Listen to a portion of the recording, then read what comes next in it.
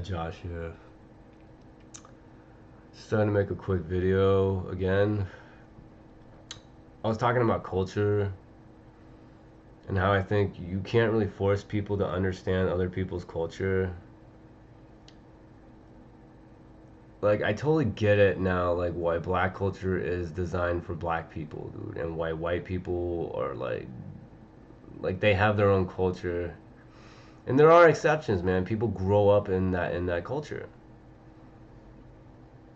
But the problem is when you have warring cultures trying to force each other into accepting each other, like it never works, man. I'm not even gonna mention SJWs in this because they think they're these cultural warriors, dude. And no, you're just fucking nuts, and you're trying to find anyone to hold on to for a moment of peace. So mind over matter, these people are social parasites, man. They have to latch on to any cause because they feel that they don't have validity in their own. But that's just an opinion. It's welcome to be challenged at any time. But on a side note, let's move on from the culture thing. I wanted to talk about the Adam and Eve and the apple, dude. I think I finally figured out, like, someone really helped me out in the chats earlier. I forgot who, man, but it was this black person, dude, who really, really smart guy. I think they're really intelligent, but we don't have the same culture, so I'm never gonna like really understand everything they say. I think that's the most honest thing I could ever say. I'm never gonna really get you, black people. Okay, I'll never understand you. So, but he did say something that made a lot of sense to me about the whole, if you want to know, if you want to see if somebody's lying to you, just put the truth in front of them. To me, the apple represents truth. And in Adam and Eve, that whole story, God tested Adam and Eve to see if they would eat from the tree of knowledge. They totally did. But my thoughts were, it was like, why would God put the apple there in the first place? Someone else offered, gave me that knowledge as well.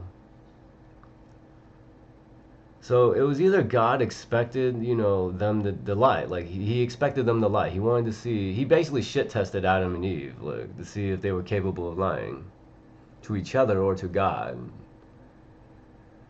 Either way, God got the answer that God wanted.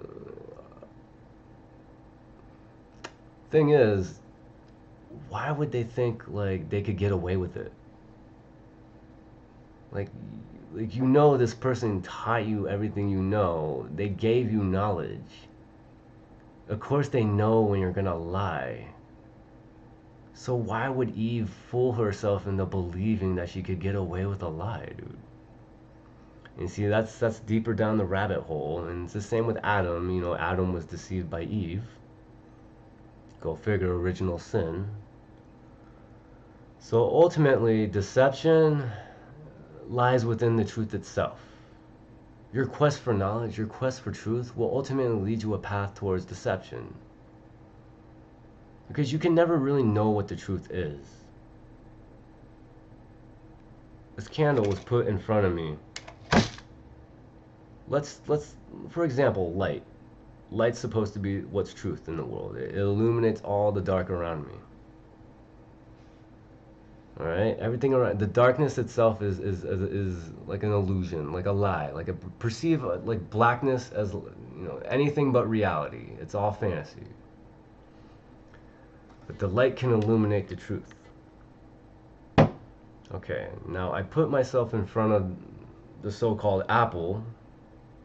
We'll just call it the candle for now.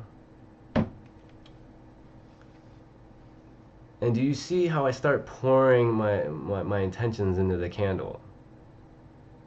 AKA the apple.